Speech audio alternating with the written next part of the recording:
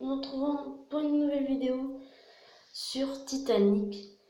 Donc je vais vous montrer une vidéo pour en savoir plus. Elle sera en quelques parties. Donc, première partie, allez les gens. Donc, je vais vous faire regarder cette vidéo et je ne vais pas parler. Donc, à tout à l'heure. Depuis plus d'un siècle, le Titanic repose dans l'obscurité la plus totale par près de 4000 mètres de fond à 650 km au large de Terre-Neuve. Mais aujourd'hui, grâce à une nouvelle technologie, nous allons pouvoir vider une partie de l'Atlantique Nord de son eau pour faire apparaître l'épave. Le Titanic sous une toute nouvelle perspective.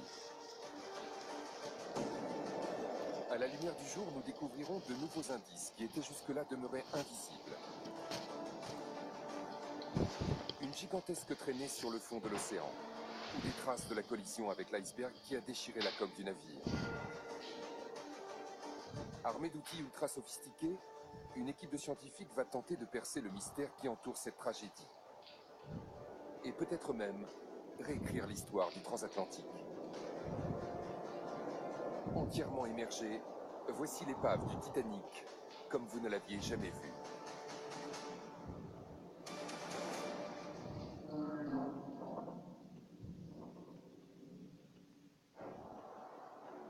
C'est le navire le plus tristement célèbre de l'histoire, le Titanic. Construit à une époque où chaque nouveau paquebot transatlantique se veut le plus grand, le plus rapide et le meilleur, le Royal Mail Ship Titanic est une véritable merveille de technologie. Quand il prend la mer en avril 1912, c'est alors le plus gros objet mobile jamais construit par l'homme. Un navire réputé insubmersible. Pourtant, lors de son voyage inaugural, après avoir parcouru environ 4000 km, le Titanic fait naufrage.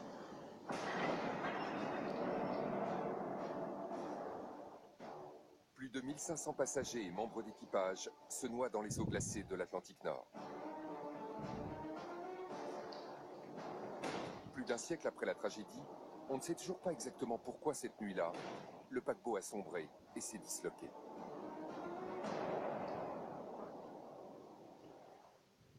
Même si des centaines de passagers et de membres d'équipage ont survécu et ont pu témoigner de ce qu'ils avaient vu, d'innombrables questions restent sans réponse.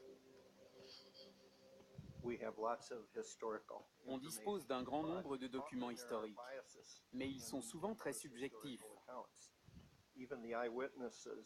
Même les personnes qui étaient à bord du Titanic ont eu des perceptions très différentes de la façon dont il avait coulé. Donc, le meilleur moyen de répondre à certaines de ces questions, c'est par le biais de la science. C'est en septembre 1985 que des océanographes ont découvert l'épave du Titanic. La chaudière! La chaudière!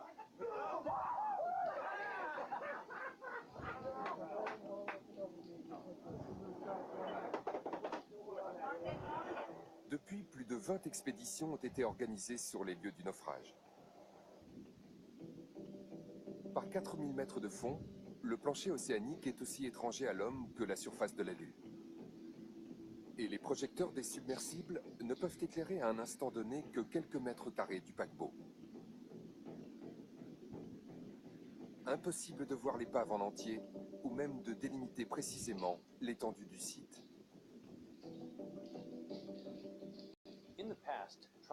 Dans les années 80, vouloir comprendre l'épave du Titanic avec la technologie de l'époque, c'était comme tenter de dessiner le plan du centre de Manhattan à 30 mètres de hauteur, à bord d'un véhicule aux vitres embuées, en pleine nuit, le tout à la lumière d'une lampe torche. C'était un vrai défi. Pourtant, des indices précieux pour la compréhension de la catastrophe reposent toujours au fond de l'océan.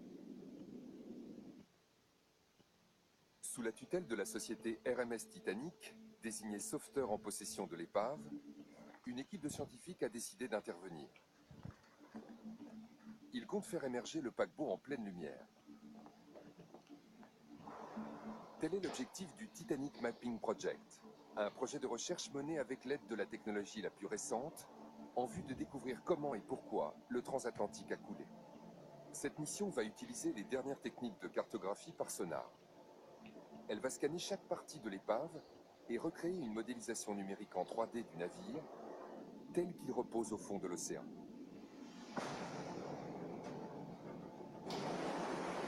Ces données nous permettront ensuite de repousser virtuellement les flots, de pomper des milliards et des milliards de litres d'eau de l'Atlantique Nord, pour peu à peu révéler 4000 mètres plus bas l'insubmersible Titanic.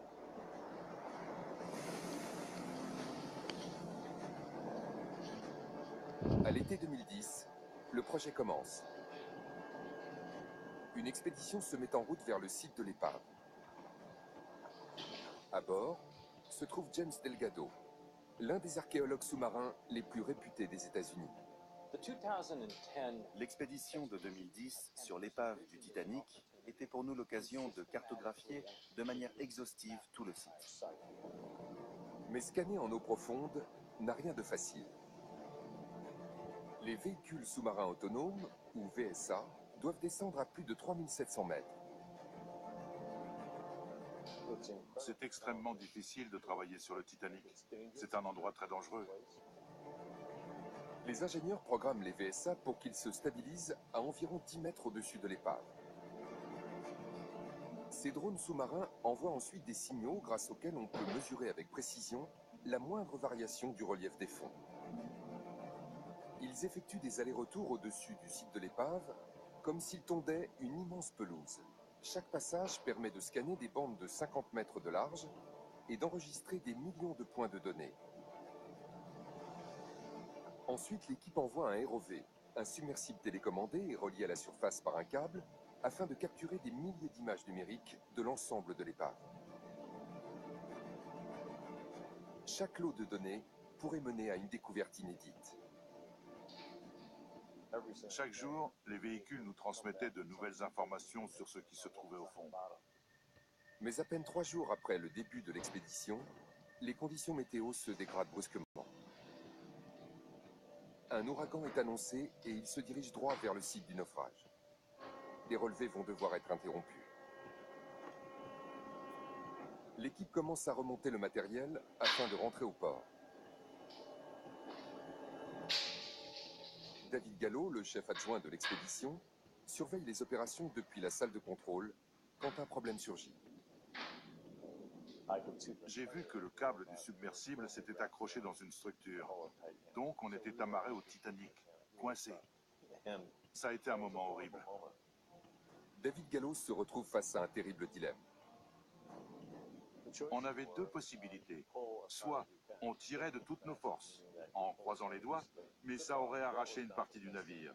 Ce n'était pas idéal et pas très élégant. L'autre solution, c'était de sectionner le câble, mais ça aurait mis fin à l'expédition. Le submersible serait resté coincé sur l'épave à 3800 mètres de profondeur. Avec en jeu plusieurs millions de dollars de matériel, l'équipe fait une ultime tentative pour dégager le câble. Ils utilisent pour cela le bras robotisé du submersible. Une demi-heure à peine avant que la situation ne devienne vraiment dangereuse, ils ont réussi. J'ai vu en direct le câble se détacher de l'épave et on a pu aller se mettre en sécurité. Une fois la tempête passée, ils reviennent sur le site pour recueillir le maximum de données. Ils enregistrent au total plus de 160 heures de vidéo, soit 37 téraoctets d'informations.